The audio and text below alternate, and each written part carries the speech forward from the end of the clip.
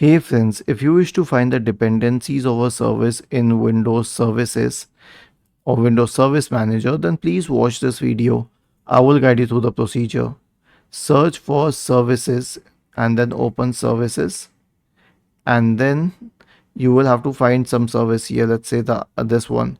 Right click on it, select properties, go to the dependencies tab. Now this one doesn't have any dependencies, so it reads no dependencies.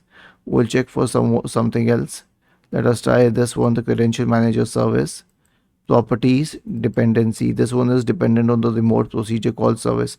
Actually, many of these are dependent on the remote procedure call service. If you check, right, this one is also dependent on the remote procedure call service. Let's check for the DHCP client. It is dependent on the network store interface service and another service. So actually the remote procedure call service is one service on which there are a lot of dependencies, but otherwise there are a few services which don't have dependencies. You can check them accordingly. Was this helpful?